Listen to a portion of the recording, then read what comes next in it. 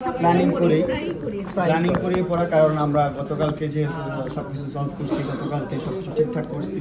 এখন আমরা একজন ভালো শুভাকাঙ্ক্ষী ও আমার সাথে কথা বলে, আমার সাথে কথা বলে কথা হয় আমাদের। আমরা কথা হচ্ছিল যে আমরা কীভাবে কি করবো, কীভাবে ইন্টারভিউ হবে, কী হবে না হবে, কী ড্রেস করবো, সব কিছু নিয়ে আলাপ আলোচনা হচ্ছে আমাদের।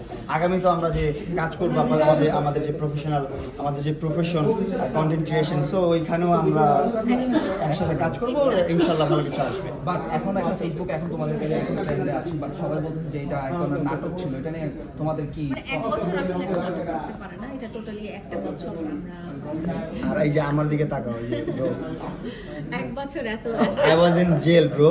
জেলটা কখনো নাটক হতে পারে না, ঠিক আছে? কেউ মজা করে স্ক্রিপ্ট করে 24 দিন 25 দিন জেল খেটে আসে না। আর সবারই আত্মসম্মান আছে, সবারই মানুষজন আছে, ঠিক আছে?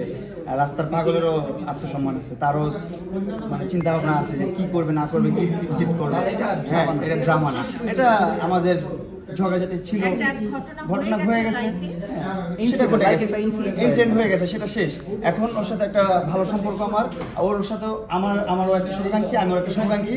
আমাদের ভালো কিছু আসবে ইনশাল্লাহ, আর আমাদের খারাপ কিছু হবে না। আর দরকার তাহলে এখন কি মামুন কি আগের মতো খাওয়াবে না?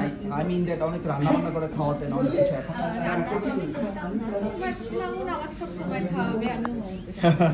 মামুন কি কখনো রান্না করে খেয়ে খাওয়াইছে আপনাকে? কি রান্না করছে, কি রেসিপিটা? ডিম ভাজি, চাল ভাজা, ঝালমুড়ি। আচ্ছা, মিস লাইলা রান্না কেমন? ভালো ভালো। একদিন আমি খাইতেছি, খাওয়াবেন? খাওয়া, একদিন যাবো ওর বাসায়, ইনশাল্লাহ যাবো আমি, কিন্তু খাওয়াবেন আপু? ইনশাল্লাহ। কেন আপু? ও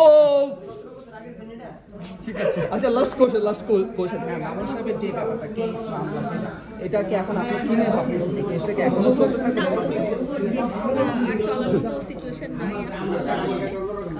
সবকিছু সেটেল ডাউন হয়ে গেছে। ইনশাআল্লাহ আদালতের যেভাবে এটা সেটেল করা যায়, যে উইথড্র করা যায় সে উইথড্র হয়ে যাবে। ভালো থাকবে, সুস্থ থাকবে। Thank you so much. Thank you.